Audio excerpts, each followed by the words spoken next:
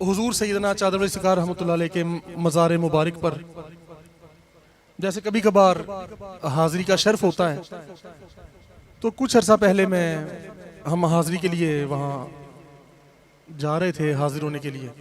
तो मैं रास्ते में, ये सिर्फ ज़ौक़ के लिए एक बात अर्ज कर रहा हूँ कि चलो उनका जिक्र तो हो रहा है तो एक तरन्नुम के अंदाज में भी उनका जिक्र हो जाए। तो अब रास्ते में थे मुल्तान शरीफ के, और आप जानते हैं कि ये फैसलाबाद और मुल्तान का ताल्लुक बड़ा खूबसूरत ताल्लुक है। तो फैसलाबाद शरीफ से मुल्तान शरीफ के लिए हाजिर हो रहे थे, और रास्ते में ना कलाम मैं गुनगुनाता जा रहा था, जो पीर अल्ताफ साहब ने कलाम लिखा है, हक चादर वाली सरकार, सच चादर वाली सरकार। अब हुआ ये कि मैंने 2-3 अशआर गुनगुनाए। हुजूर मेरी मिल्लत के महबूब हैं, ज़ाहिर है महबूब खास हैं हुजूर चादर वाली सरकार। अब अचानक मुझे ख्याल आया, मतलब खुद से ख्याल नहीं आया, कर्म से ही अच्छा ख्याल आता है ना। हमारे जहन तो इस अहल नहीं है कि कोई अच्छा ख्याल भी इनमें आ जाए, क्योंकि गंदे बर्तन में अच्छी चीज नहीं डाली जाती। हमारे तो मतलब मेरा तो जहन कोई अच्छा नहीं है, कोई साफ नहीं है, कोई आला नहीं है।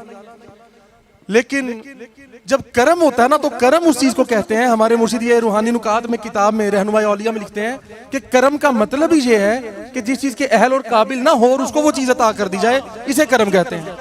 अब मैं कलाम गुनगुनाता जा रहा था कि हक चादर वाली सरकार, मैं आहिस्ता आवाज में, सच चादर वाली सरकार, लासानी सरकार दा सदका नजरे करम हर वार, हक चादर वाली सरकार। इज्जत अजमत आन की पुछ दे, इस चादर दी शान की पुछ दे, फैज़ो करम दा है सर चश्मा, इस दा हर एक तार, हक चादर वाली सरकार। अब बड़ा लुत्फ आ रहा था, बड़ा मजा आ रहा था ये कलाम पढ़ते पढ़ते। तो अचानक से ख्याल अता हुआ कि यार हम चादर वाली सरकार के मज़ार पे हाजिरी का शर्फ हासिल हो रहा है, तो अब चादर वाली सरकार के मुरीद महबूब जो हैं उनका जिक्र तो इसमें हो रहा है, लासानी सरकार दा सदका।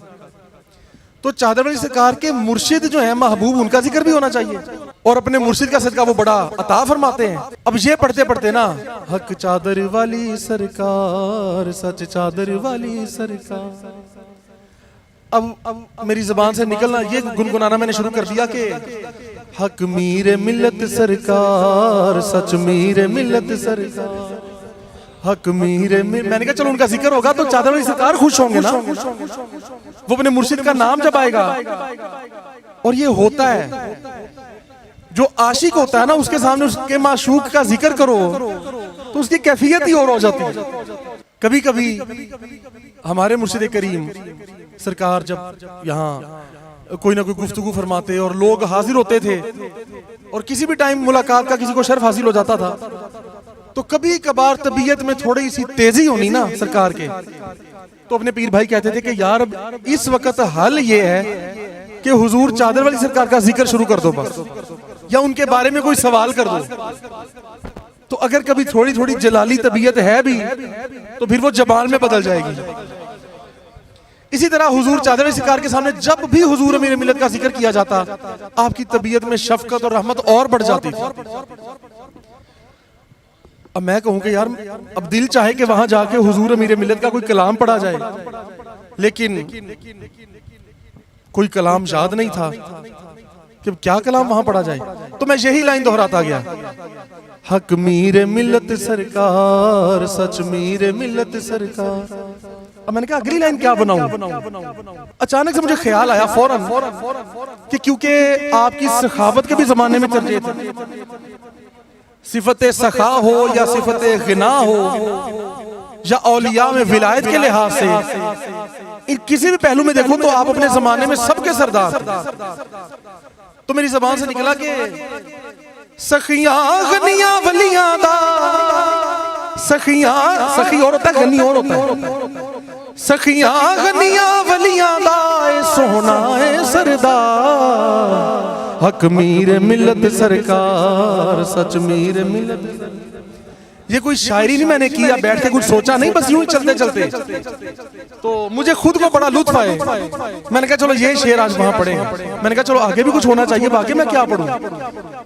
फिर ये फरमान जहन में आ गया कि फरमाया मैं अकेला ये लिखी जमात, तो यूं लाइन बन गई कि फरमाइए ए गल वल्लाह मौला अली दी जमात हाँ कल्ला। बस यूं चलते चलते लाइन बनी, कर्म होता गया।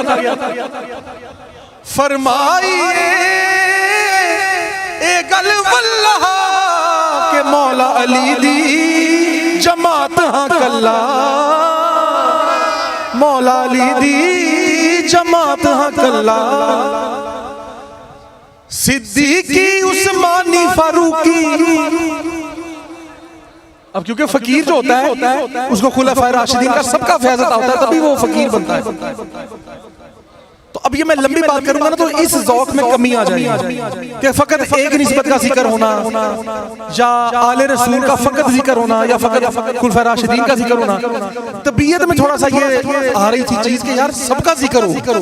फकीर जो होता है वो सबके फैज़ का मजमुआ होता है ना, उसमें सारे फ्यूज़ व बरक़ात इकट्ठे कर दिए जाते हैं, सब हस्तियों का फैज़ मिलता है तो फकीर बनता है। इसलिए मैंने कहा सारी निस्बतें आनी चाहिए।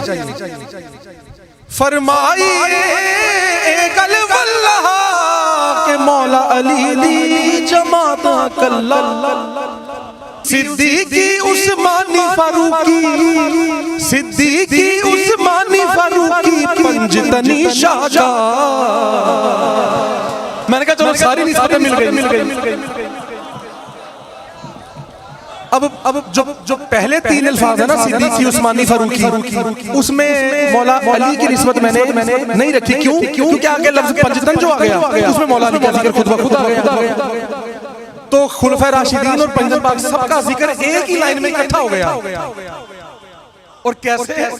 सिद्दीकी उस्मानी फारूकी पंजतनी शाहजहां, हक मीर मिलत सरकार, सच मीर मिलत सरकार। तो बड़ा मजा आ गया, खुद ही को मजा आता गया, लुत्फ आता गया। तो मैंने कहा यार कहीं एक आधा शेर और हो जाए, अगर कर्म हो जाए। फिर जहन में लाइन आई, एक सदर आई के अरबिया अजमिया मनिया पीरे शहनशाहवीए ते पीर फकीरे। हाँ जी हाँ जी हाँ जी, पीर भी हैं, फकीर भी हैं और शहनशाह भी हैं। वो सरकार फरमाते हैं ना कि एक फकीर होता है फकीर यानी एक रूहानी फकर वाला फकीर, और जाहिरी लिहाज से भी हालत फकर में गुर्बत में जाहिरी खुद कोई इख्तियारी होता है। चाहे तो मालो दौलत को इकट्ठा कर ले और लुटा दे, चाहे तो इसको इख्तियारी ना करें, ये फकीर के इख्तियार में होता है। और बाजों का मामला अल्लाह की तरफ से होता है, अल्लाह जैसे चाहे। लाजमी भी नहीं होता ये कि हर फकीर जो है वो फकीर ही हो या हर फकीर जो है वो बादशाह हो। तो सरकार फरमाते हैं ना फकीर भी होता है और फकीर बादशाह भी होता है। तो आप जो है वो फकीर बादशाह हैं, फकीर भी हैं फकर के लिहाज से और जाहिरी लिहाज से बादशाहत और शहनशाहियत।